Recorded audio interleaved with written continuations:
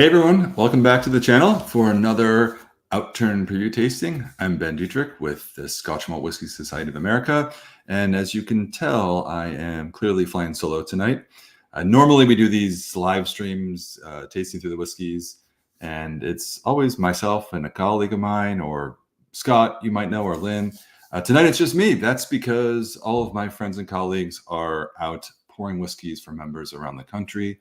And I am sat here in the comfort of my home office, sadly all alone, but I have, I'm just looking over here, 4 different whiskeys I'll be tasting, enjoying. I'm doing the one thing they say never to do, which is to taste whiskey alone. But I have you here tonight with me, and I'm excited for that. So I think what better way to start a Monday evening than a kind request? Please pour yourself a dram if you haven't already. Get in the mood, because like I said, we have 4 whiskeys. I'll try to cover these all within an hour. We'll probably move a bit quicker, being that I'm solo this evening. But I'm super excited. It's obviously October. This is our October Outturn. The whiskeys are all releasing tomorrow, if you're watching live, which is Tuesday at 1 o'clock Eastern time. I think if you're like me, which if you're sitting here watching the stream, you definitely are. As whiskey enthusiasts, it's hard to pinpoint like a best time of year to really enjoy whiskey. Especially with Scotch, I feel like there's such a diverse spectrum of different flavors and styles that there's sort of a whiskey for every occasion. That said, that's like the PC way of putting it. I think October is like the real kickoff of whiskey weather. I live in Tennessee. It's not exceptionally cold. It was 77 degrees today. But I always get excited. And the whiskeys we have on the table, well, my table here, the ones that I'm about to open and share with you, I think represents the turning of the tides, the colder weather ahead. And for me, I just think whiskey just hits differently this time of year. So really excited for that. But beyond that, I want to just quick welcome to everybody. I saw Mamuka, you were the first in the chat. Not really unusual. You're always here early. Good to see you, Mamuka. Duke Mikhail, cheers, everybody. Matthew. Simply Matthew says, cheers, SMWS friends. Well, cheers, everybody. Pour yourself a dram, and let's get into it. Now, if you were watching live during one of our actual in-person tasting events, which I understand happens a lot, please try not to maybe reveal everything. Just, I don't know, a little excitement. In a matter of time, you'll see all the whiskeys. You'll know all the whiskeys well.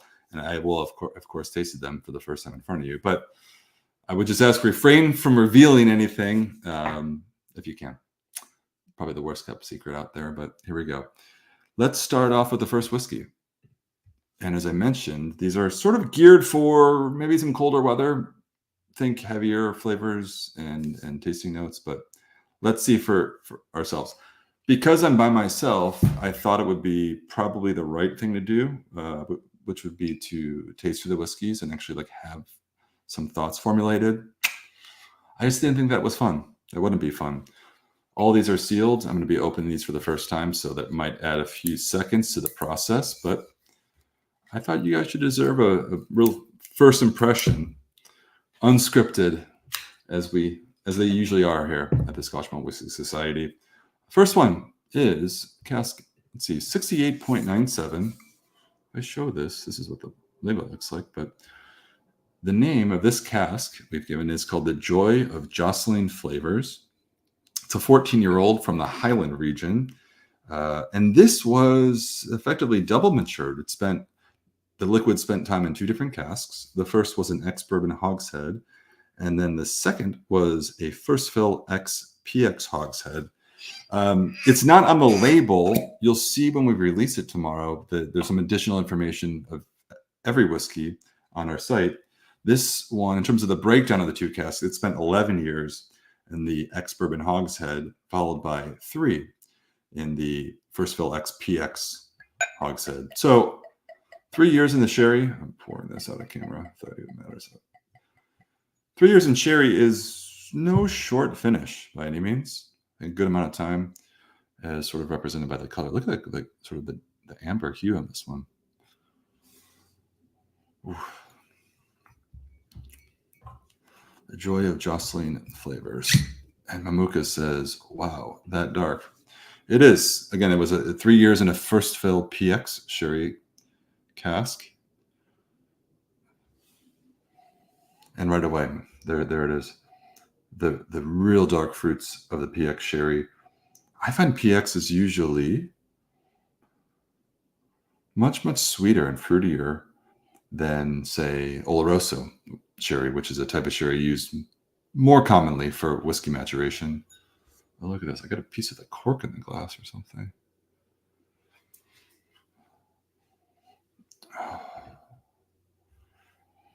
But here it is. And this one, it's not sort of sticky sweet. The aroma is pretty dark and nutty. Some real good herbaceous notes like clove. Definitely clove.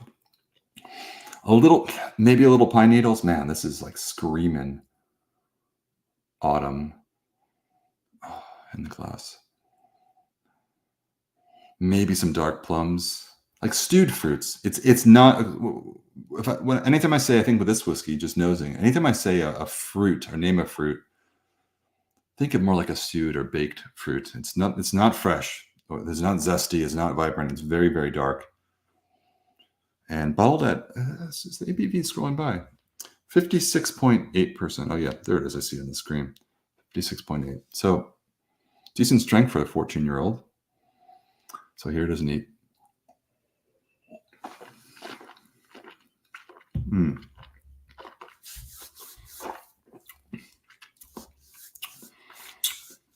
Spicy on the palate. Sort of like, a rush of cinnamon. That clove I mentioned is there. First of all, so intense. Look at my face. I look like a fool, but so intense. 56.8, man. First whiskey of the night. That's playing like a 60%. It's not though. It's just, it's intense. Really, really, there's the rush of pine needles and sort of like a wintergreen spearmint note. But the fruits are there too. I'm not going to bother tasting this again neat. Again, first pour out of the bottle. But let me just go in and cut it with some water right away, because usually when I do that, the fruity notes will come out and sort of unwind much more effectively, or at least with more clarity, I should say. And now bringing out some raisins. So I'm all over the place with this, but just sort of at a high level, very, very dark, very spicy. I mean that in a good way. There's a little bit of wood spice, maybe some tannins from the PX sherry cask. A little. I know it's not smoked. It's not a peated whiskey at all, of course, but there's like a little bit of wood smoke. Maybe it's the char and sort of a dusty warehouse floor aroma. It's very woodsy, very earthy. And the fruit, it's funny. I was just saying with such confidence that adding water brings out more fruit. But in this case, it's just more of the spice and the wood. Let's give this a go again. Mm-hmm. Oh yeah. Oh hell yeah. So neat, super dry, spicy, tannic, with a splash of water, much more luscious, like a velvety texture. It was fun, neat, for me, first dram of the night. I'm looking at a table, by the way, just spoiler alert, where we're going from here isn't going to get like any gentler, which is going to be fun. But this will probably be the calmest whiskey of the evening. We'll see. We'll find out. But much more luscious. Again, there's the fruits are not really there. It's the name, the joy of jostling flavors. Everything's jostling, but what's jostling most is the sort of the pine needles and clove, like this herbaceous characteristic, with the tannins and the wood, a little bit of smoke. When I added some water, that smoke subsided. It's not as intense, but man, it's for me the ultimate fall whiskey. Kind of a cheesy thing to say. It sounds like kind of a marketing thing to say, but I think you want that in the fall. The sherry is, as we said, 3 years spent in PX, Pedro Jimenez sherry. And it doesn't dominate the whiskey whatsoever. I mean, granted, the first 11 were spent in American oak ex-bourbon wood. You have a sort of underneath the sherry, a little bit of the vanillins and the caramels, maybe a little of that like classic citrus peel you get from a bourbon cask, but it's a real nice, I think, marriage between the two. Neither is really overpowered or overpowering. And for me, that balance is good for fall. When the winter comes, I like sometimes more of a heavier sherried whiskey. I think a lot of you do as well. Um, so that's why I say for that reason, this is really, really nice, a nice balanced whiskey, which is good for fall. Oh man. You know what I'm gonna do? I'm actually gonna add some more water. I added a dash. I liked it at that strength. I just want to see, because there's so much in here, if more comes out. Or I should say, if anything new comes out. I might have gone too far. It's now becoming fruity. A little bit of pear. Oh yeah, ripe pears, which I said earlier, neat, or with the first sort of dash of water, all the fruits were dead or baked or stewed, is what I said. And now it's becoming more fruity. Let's see. Ooh. Okay. I think it's better. I'll just go on record saying I think I added even more water. I don't know what the strength in the glass is right now. 56.8% neat. I'm probably down to like 46, 44. I don't know. I'm just judging based on how intense it is on the palate. More fruits are coming out for it. Fresh pears, maybe a baked apple pie. I think it's more interesting. Well, it becomes more classical. It was most interesting when it was neat. It was really intense and wild and not funky, but really unexpected. Now it's sort of morphing into more of a classical Highland whiskey. A little bit of earthiness, more of the fruits. Really impressed by this. This is, as you saw, this is the first pour. I want to give you guys just an initial reaction with this tasting, but super excited to go through this. I just went to this distillery in the sort of Southern Highlands 2 weeks ago. Drove by it, didn't really get to do the tour or anything, but part of the reason why I chose this one for tonight is just because it was on my mind and I wanted to taste this Distillery 68. Cheers.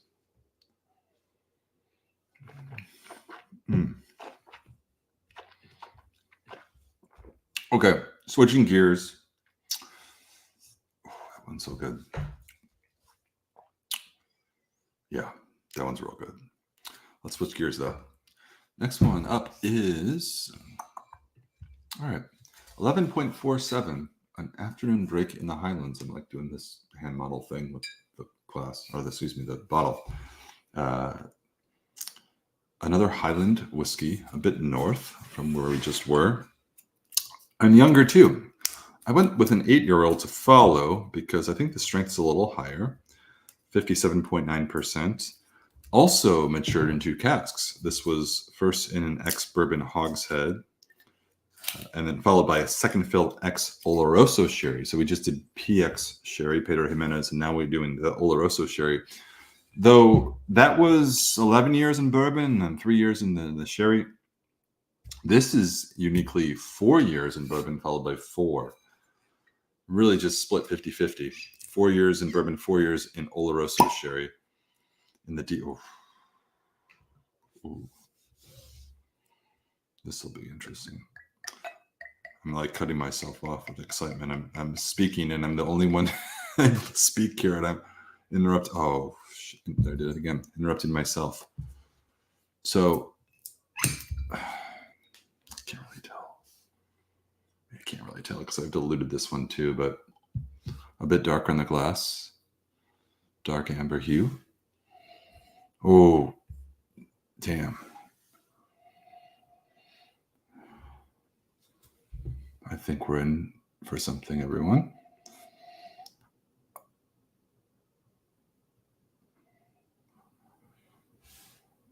Well, this is damn, this is really good. This is unmistakably matured in Oloroso sherry, but it's not. It's a very gentle whiskey. What is this? 57.9%, 8 years old. I mean, on paper, these younger whiskeys at cask strength can, I don't know, be kind of intimidating for a lot of whiskey enthusiasts, but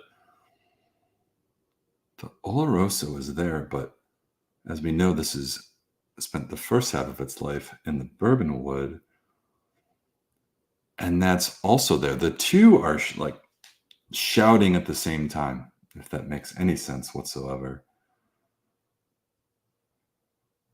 It's definitely drier, less fruity than the first one. Although,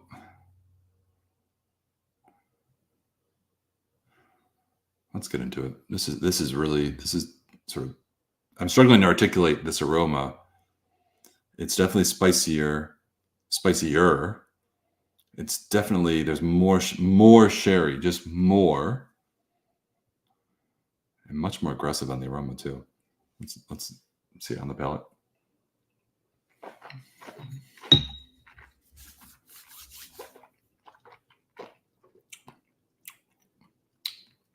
Okay, hell yeah, dude. That is oh, that's fantastic. I think first of all, my palate's a little warmed up. The first sip I had of the first one was really intense. This is even stronger. Oh, but it's so good and neat. Amazing interplay between the Oloroso sherry and the bourbon wood. As we say last time, 4 years in ex-bourbon, 4 years in Oloroso sherry. There's a really nice espresso dark chocolate note. Those are two different notes, but two of those things are going on at once. A lot of blackberries. I mentioned on the aroma, there's not a ton of fruit. Definitely there on the palate. But think of the dark fruits: cherries, chocolate covered cherries, blackberries. I gotta go add some water to this. Bring it down. Let's see what happens. Oh, this is really, really delightful. An afternoon break in the Highlands.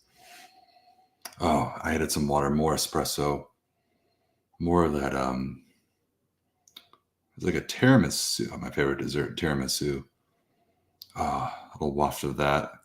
Of course, that's made with cognac, so I don't know if that has anything to do with what I'm smelling, but beautiful nose. Beautiful nose. Mm.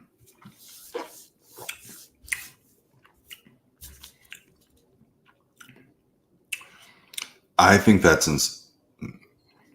sensational. I was saying, I was about to say that, then I cut myself off because I'm so cognizant of just sounding like a what's it called, QVC commercial or something like that. Because obviously we're here. This is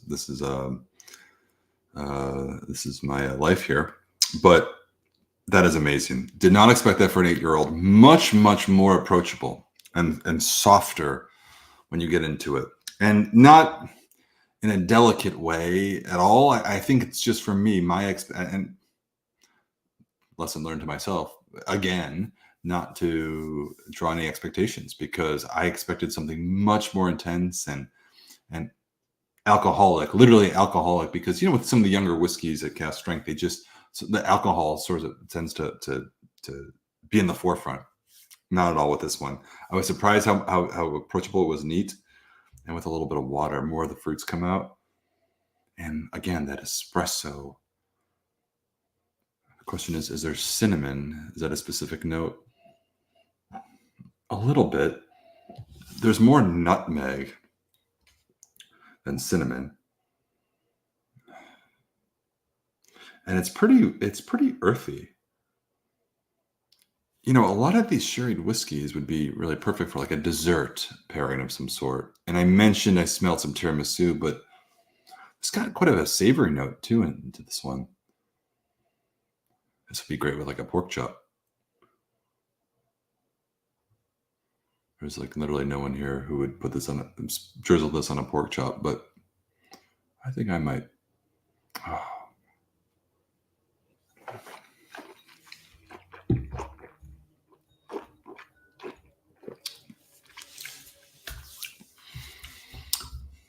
There's just something going on in the mid palate. There's like it's like sort of like a warm leather note that just pops in for a moment and dissipates. Oh, it's so good. That's so good. That's as much fun as I've had with an 8-year-old whiskey probably in a year. I mean, I'm just thinking out loud. Probably a year, I would say. I should say a whiskey under 10 years old. Aside an unpeated whiskey under 10 years old. I think that was such great execution. I think if it was bottled younger, obviously it would have been a younger whiskey, but less time in the Oloroso sherry, I think would have done it a disservice. More time if we allowed it to mature longer, I think the sherry would have overpowered the bourbon notes, which are there. And I think that's what makes it interesting is the fact that both of them are intertwined and sort of shouting at the same time. I like that a lot. So that's that one. An afternoon break in the Highlands. Fantastic. We're now moving. Okay, yeah, that's right. I chose this one next. This is sort of a linear progression. I don't want to say maybe that's not the right word because I don't know that it's better in any way, but this is cask 44.175 called Kiss Me Pedro. And it's also double matured. You can see the theme going on here tonight. Double matured in an ex-bourbon hogshead, followed by a second fill ex-PX hogshead. So more similar to what we had the first time, but this is in the deep, rich, and dried fruits flavor profile. So it is, in fact, the third whiskey that has been double matured in ex-bourbon wood and sherry. We're going back to PX now, but this is the oldest whiskey of the three that we've had. And I want to see, actually, let me just look this up real quick because I want to see exactly how much time it spent just as a reference point. Okay, so this one was 15 years in American Oak ex-bourbon wood, and then 2 years in the second fill ex-PX hogshead. So the shortest time spent in the sherry cask. However, and this is also second fill. So, but yet it's earned this deep, rich, and dried fruits designation, which is usually for the more sort of cask-driven whiskeys.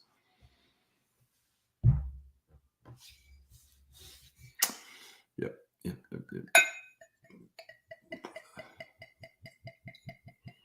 Okay, in the glass. Interesting. Probably the lightest of the three whiskeys. It is the oldest. That did spend the least amount of time in the sherry wood. Also 56.4%. All these have sort of been in this similar range. Oh. And I think this is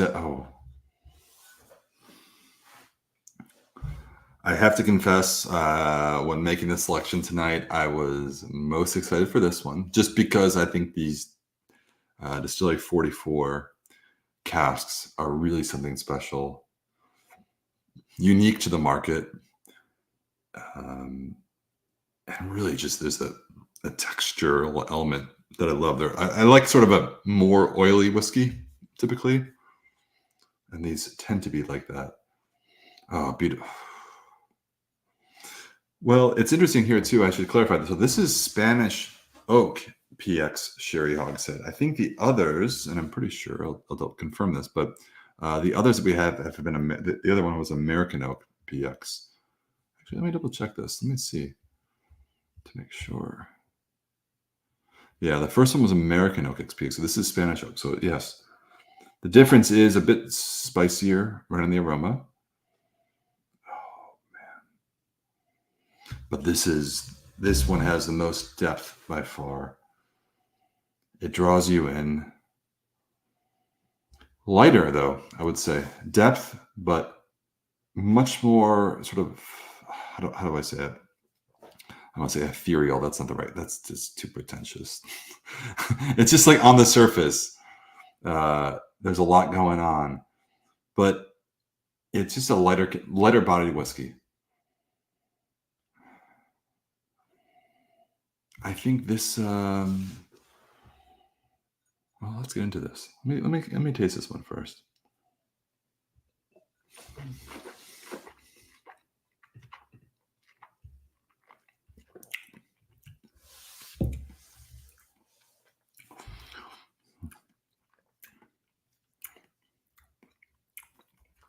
There's some dampened wood, a little bit of cinnamon, bittersweet chocolate, like the baking kind, or sorry, not bitter. I'm sorry, not bittersweet, semi-sweet, like the baking kind. Like if you bake cookies, or growing up as a kid, my mom would bake cookies, and then she'd put the chocolate chips in, and I want to grab some chocolate chips out before she actually puts it into the batter. But butchering these baking terms. But like you taste the chocolate chips that are semi-sweet, you're like, oh, I don't even know if I like those. Those are pretty bland, not very sweet. I like it. I like those here. I like those with my whiskey. Not overly sweet, pretty dry. Some really sort of like a plum sauce. Dark cherries again. Those are here too. A little bit more wood smoke. Oh, this is just really, really. There's so much going on. One of the more complex whiskeys I've had in a while. 17 years. I think it's yeah. I think if I were to taste this one blind, I'd probably guess somewhere around there. It's not really showing anything that's you find an older whiskey, and it's certainly not a young whiskey. Like right away for the first nosing, this has got to be over 15 years, pushing 20, which it is. So right in the sweet spot there. But much more elegant, and I use that word because I think the previous one was a bit more intense and assertive. This is a bit more up there, a bit more tranquil, relaxing. Probably like a late night by the fire dram. Deep, rich, and dried fruits is the flavor profile, but this one is really, I think it's borderline. There's another profile we have called sweet, fruity, and mellow. And this is, I think, really on the cusp of either of those. The previous one that we had with the deep, rich, and dried fruits, that 8-year-old was definitely in that firmly placed in that flavor profile. This one's in between.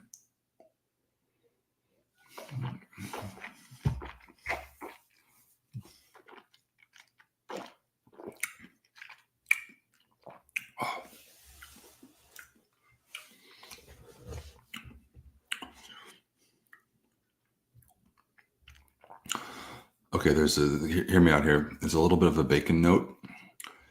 Very, very, very subtle, but it's there. There's another savory note. I called that on the last one. There's a savory note. Fried bacon, blackberries, plum sauce. Absolutely. Not as herbal. I called that out. I think the first one I had was very herbal. In contrast, not at all. More fruity, more elegant, more decadent for sure. Yeah, I would say as advertised. But really, really beautiful whiskey. So, actually, just take one more sip.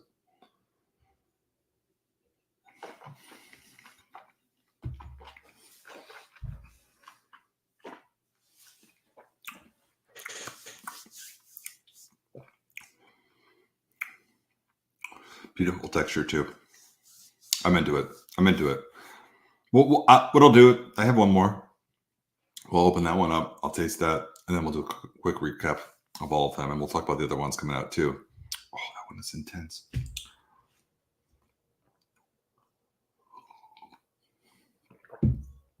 Oh man. Fourth and final whiskey of the evening is a green label, as you can see, which is, I should probably pull this one off. Here we go. Cask 53.466 Crunchy Munchies. It is in the lightly peated flavor profile from Islay, of course. 15 years old. Matured in both an ex-bourbon hogshead and a first fill ex-Pedro Jimenez sherry hogshead. So, no surprise, there's a theme this evening, which is all double matured whiskeys that have spent time in ex-bourbon and some sort of sherry. This one, though, of course, is the first to offer a combination of peat and sherry, like the holy duo. And what's interesting, I thought on paper when I saw this and selected it for this evening, is that it's in the lightly peated flavor profile. And if you know anything about Distillery 53 Kalila, it's not lightly peated. They're not actually, peating into a lower ppm or anything. It's just the flavor profiles are assigned based on what's in the glass. Shit. All right. There's a point, but I'm just going to stop talking. And that point is now, look at this. Okay, so similar. Everyone has been similar in colors. The oldest one has, interestingly, been the lightest in colors. The youngest one has been the darkest. And this is pretty close. That's what they say, color tells you nothing. Never to judge a whiskey by its color. Oh, man. First of all, shout out to Mamuka, who is just holding down the chat here with, I'm just check the chat. Everybody drop a comment. I should say, as we venture into this last one, if you have any questions about the society, about any of the whiskeys, about how the process works, how we find whiskey, about questions about membership, let's have an open Q&A as part of this. If you'd like to see something, if you don't like something that's going down, just drop a comment. We'll talk about that too. But man, okay. Let me get I looked this up earlier. Let me just see. I want to see how much time it's spent. What I'm doing right now is I'm looking up what will soon be published tomorrow when the whiskeys are released. So I just sort of have behind the scenes access to what the website is going to look like. And on the website, we have some additional information that we don't have here on the label, on the bottle. So this was 11 years in ex-bourbon and 4 years in the American Oak PX Hogshead, which is the sherry cask. Oh, man. I'll tell you what. You wouldn't miss this in a blind tasting. This is Islay through and through. This is cold, coastal, maritime whiskey with a nice, warm blanket of that Pedro Jimenez sherry. I'm curious if anybody in chat have you experienced this? Like when you taste a whiskey, do you ever sort of get the sensation of something being cold, like a whiskey being cold, or perhaps a whiskey being warm? I would suspect warm is more common because, like, just whiskey, especially the alcohol, tends to be warming. When you especially with an island whiskey, you just nose it and you get a sense of coldness. This has a bit of that, but again, that sherry cask is just a nice warm blanket. Damn. This is amazing. Beautiful nose. The peat smoke, I should say, is light. It is in the lightly peated flavor profile, but man, it's a coastal whiskey for sure. Okay, on the palate. What is this? 56.8%.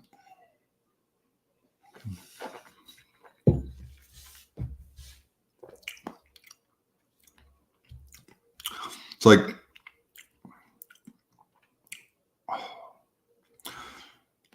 all right, I'm going to say this because why not? For me, this is a perfect whiskey. And I say that.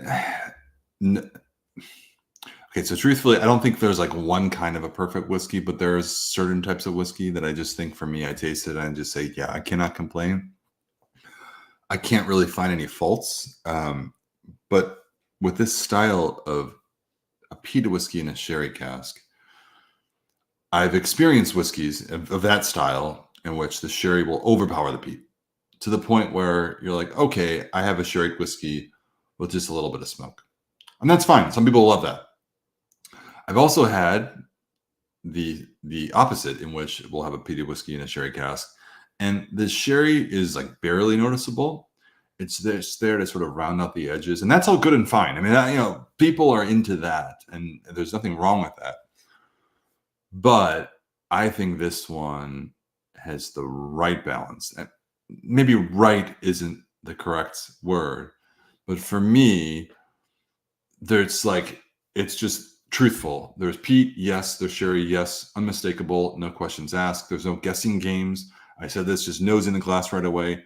It's unmistakably Isla. Oh, man, this is just sensational.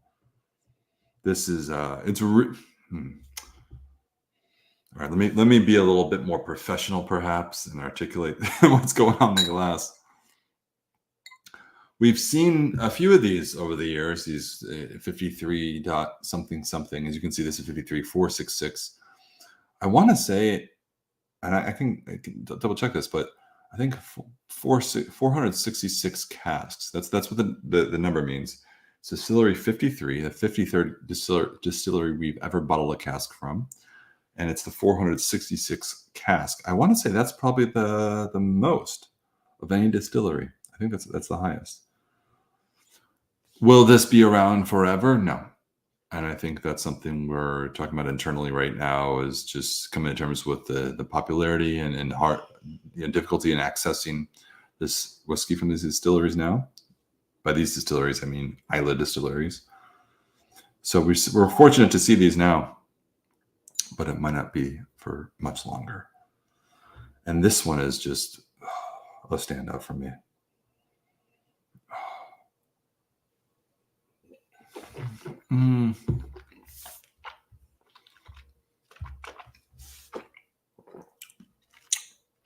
How does it compare to Step Forward Inhabitant, which is 53.468? Let me see what that is, first of all. I don't get to taste everything.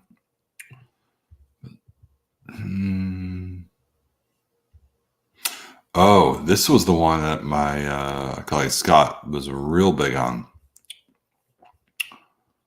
Of course, he's tasted that one. I haven't. That was a bit younger. That was 9 years in ex-bourbon, and followed by 4 years in Spanish Oak Oloroso. So I haven't tasted, apologies, but on paper, one's Pedro Jimenez sherry, one's Oloroso. So one's generally a fruitier, sweeter style of sherry, though not always the case, which I think I alluded to with the first whiskey we tasted, which was partially matured in PX. Spanish oak versus American oak, and they're different in terms of age. There's 2 years difference in age, so hard to compare. I think that one's probably going to be a bit more intense. I'm looking at this also on paper. Oh man, this is it's like my mouth is on fire, and in a good way. But that one is the deep, rich, and dried fruits flavor profile, which probably suggests, given that it was a peated Isla whiskey, the cask was really, really probably played a bigger part in that overall flavor experience. This one is lightly peated, so I'm just drawing some conclusions without having tasted both. It's probably more peat forward than the other one too. So, I was going on about this because I think this is just like the perfect marriage of the two. Oh, really, really special.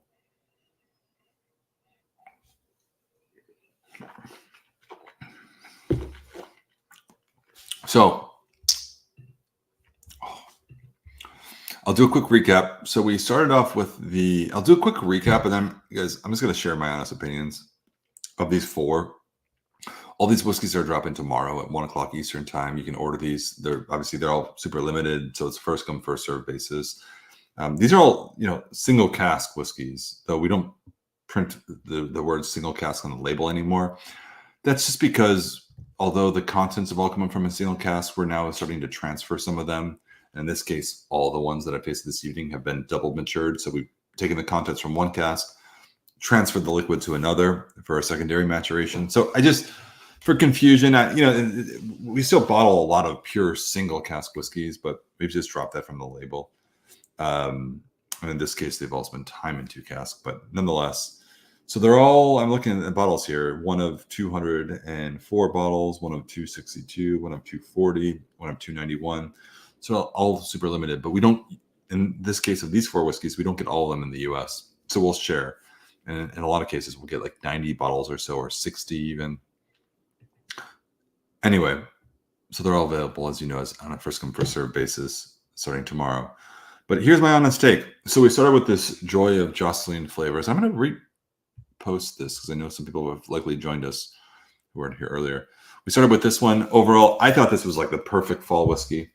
Really no complaints, really good balance of spice. Not very fruity, but there were some stewed fruits or baked fruits. 14 years old, and looking back on this now, I think that was sort of punching above its weight. It had some characteristics of some older whiskey, which I like. When you're buying a bottle of whiskey, I don't know. I just like it to offer some more. I think who doesn't, and I think that was pretty solid. So that's probably like the most solid and, in retrospect, classical of the 4 whiskeys.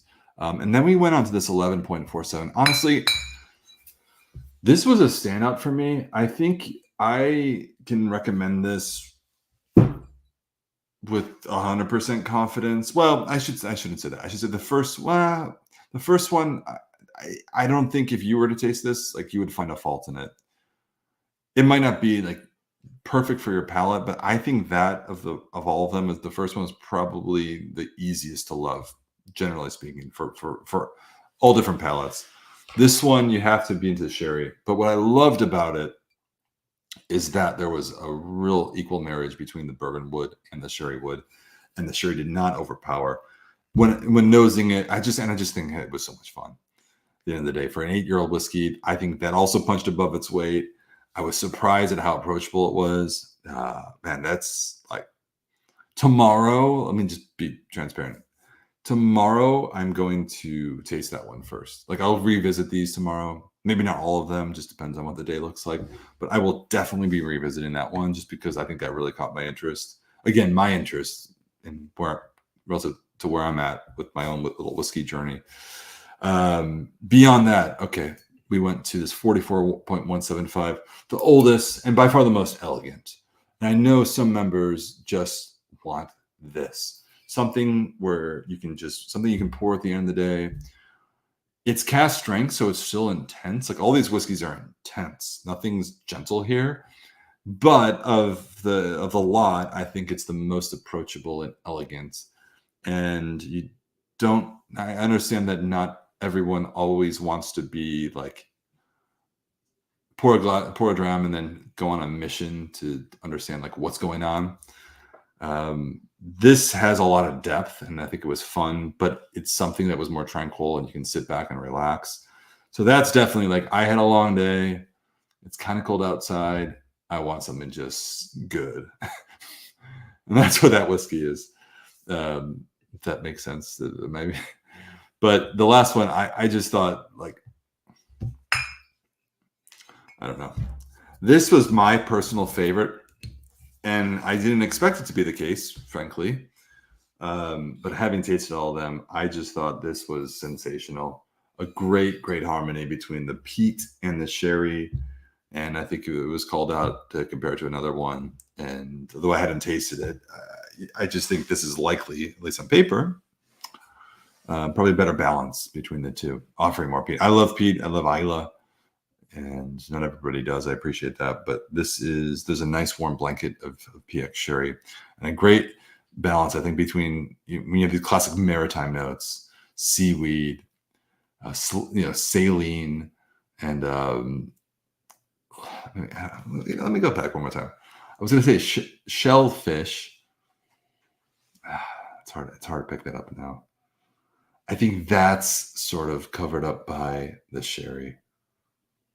But when you have those maritime notes in combination with the sort of the richness and the warmth of the PX sherry, wow, what a combination.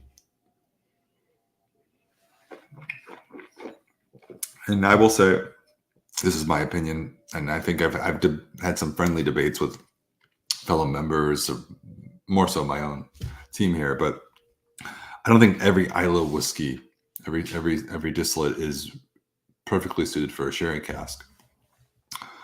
Some are better than others, and I think this one, Distillery 53, is like there's a reason it's sort of the bedrock or the gold standard for one, blending, for double maturation, for doing so many things. And I think this one's perfect as is. So that's it. Let me see also too. I want to just share. We usually sometimes we have this also I'll be able to do a screenshot of what we have coming out. I'm just going to read these off if you don't mind. There are 8 whiskeys coming out tomorrow. I've just tasted 4. So I'll tell you, in addition to the ones we've tasted, we have, and you can kind of see the theme here, but it is cask number 10.264 called a smoked-filled bodega. It's a 10-year-old Isla, also double matured in a bourbon wood and sherry. That one's first fill Oloroso ex bodega sherry butts, and that's in the heavily peated flavor profile. I was really tempted to pull that one out instead of this one, but this one being the 53.466 crunchy munchies. I was really intrigued to taste the crunchy munchies because it's in a lightly peated flavor profile. And again, I haven't tasted this other one, this 10.264 smoked filled bodega, but on paper at least, it looks like it's gonna be much less sherry and much more peat. And I wanted something that really sort of struck a better balance between the two. I could be wrong, but that was my opinion. We also have cask number 12.85 called Fragile and Unvarnished. That's a 10-year-old Speyside whiskey, the light and delicate flavor profile, mature in a second fill bourbon barrel. I should mention too, I didn't mention the prices. The first one, it was that Isla whiskey was $165. This one, the Speysider, in a second fill bourbon barrel is $130.